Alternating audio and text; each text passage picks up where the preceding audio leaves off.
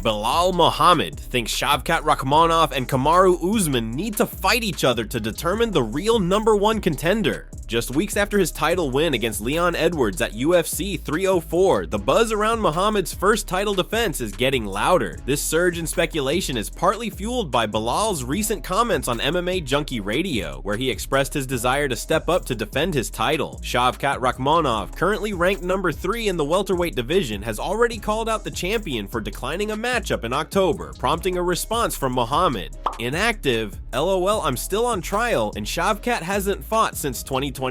I think Shavkat and Usman should fight to find the real #1 contender, Muhammad wrote on Twitter, along with a meme of Edwards. Rakhmonov hasn't fought since his submission win over former title challenger Stephen Thompson at UFC 296 in December. Muhammad has stated that he wouldn't be ready to fight in October, and suggested that the undefeated contender should face former champion Kamaru Usman in the meantime. However, in a meme posted on Twitter, Belal hinted that the UFC might be solely focused on giving Rakhmonov his shot at the title. Usman is currently on a 3-fight losing streak. The former champ lost his title to Edwards, was defeated in the rematch, and then suffered a majority decision loss to Khamzat Chimaev at middleweight in a short notice fight. Rakhmonov, on the other hand, believes he has already earned a title shot and anticipates a tough fight against Muhammad if their bout gets booked next.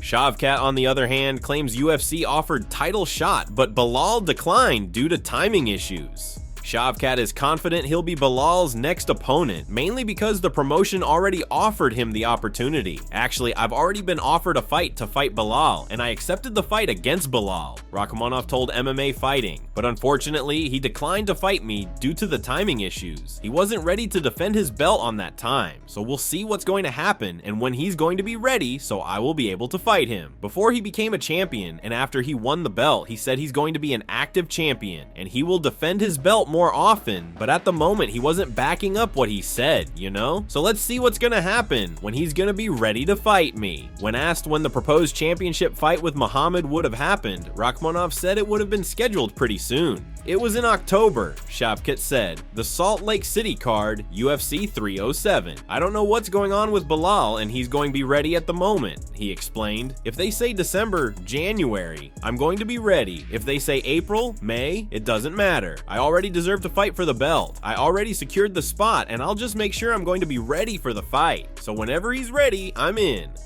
UFC lightweight title challenger Arman Tsarukyan revealed a scary story during his interview with the Russian channel Ushataika. Arman recently visited Mexico and stayed there for a while. The interviewer asked him if he had experienced any dangerous situations with the Mexican cartel. Mexico is a very dangerous city. Have you felt any danger whilst being there, walking through the streets? Tsarukyan responded with, you need to be more specific. What do you mean by dangerous situations? I've had many moments, including being stabbed and engaging in hand-to-hand fights, but thankfully I survived and I'm here. But I haven't had moments where someone pulled a gun on me or anything like that. To be honest, some of the cities in Russia are more dangerous than in Mexico. Can you imagine the scenarios Arman has faced if he thinks that having a knife pulled on you is not a dangerous situation? Chael Sonnen predicts how Tom Aspinall could suffer in a fight against champion Jon Jones.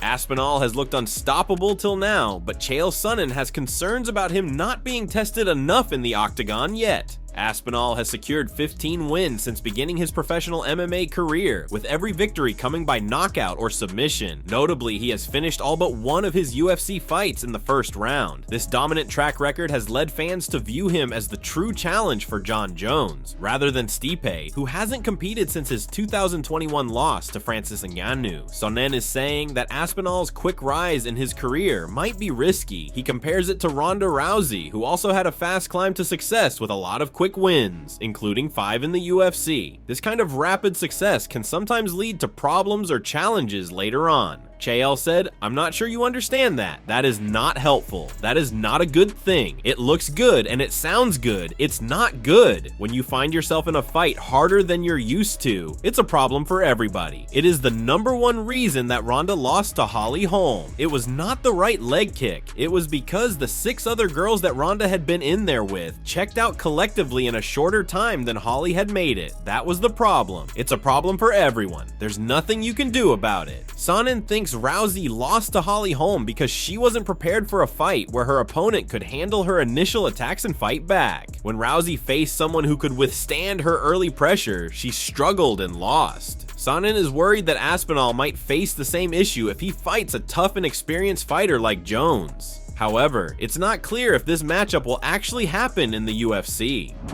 Caio Borralho says Israel Adesanya gave up against Dricus du Plessis, predicts knockout win over Izzy. Caio said there was a moment that he gave up of the fight, and actually it was like a minute before he actually got finished. I think he got tired, and I think he lost the focus. And he was starting to do things that he doesn't do usually. He was starting to trade punches like crazy. He was putting a lot of power on the punches, trying to just knock out just to get out of there. I thought that he was not comfortable there anymore, as the moment that he got tired in the fight. And DDP did an amazing job, so I don't know if he still has it. The same focus, the same thing. Because if you see all the fights of him when he gets tired, he even changed a little bit. His face, his expression, just to tell himself that he's still there, that he gets more focused, that even when he's tired. But this time, he looked a little bit more scary on his expression, on his face. And he gave up of the fight like a minute before the fight ended. If you see, he gave us some signs that he didn't want to be there anymore. After KO defeated Jared Cannonier, he took the opportunity to call out du Plessis, though that title fight is likely not going to happen next. If that happens to be the case, Caio had no qualms facing Adesanya, and his confidence is sky high should that come to pass, saying that he will also finish the last stylebender, only he will do it via knockout. I'm a guy that puts a lot of pressure on when it comes about fighting. You guys see how I made Jared. I think Jared is the most powerful guy in the division. I think the heavy hitter of the division. I think it's Jared Cannonier on the top 10. I think no one in any of these other guys don't hit as hard as him, he said. So if I made him move backwards, I would definitely make anyone move backwards. And I'm going to pressure Izzy a lot in this fight. Make him move backwards. He likes to move backwards actually, but I might be the only guy that use feints that we're gonna kick him the same way that he's going to kick me.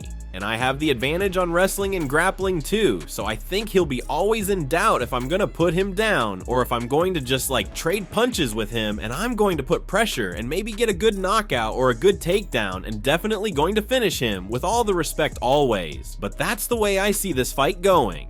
Do you think Caio Borralho has the talent and skill level to face middleweight stars like Israel Adesanya and Dricus du Plessis? Leave your comments below and don't forget to subscribe for daily MMA news.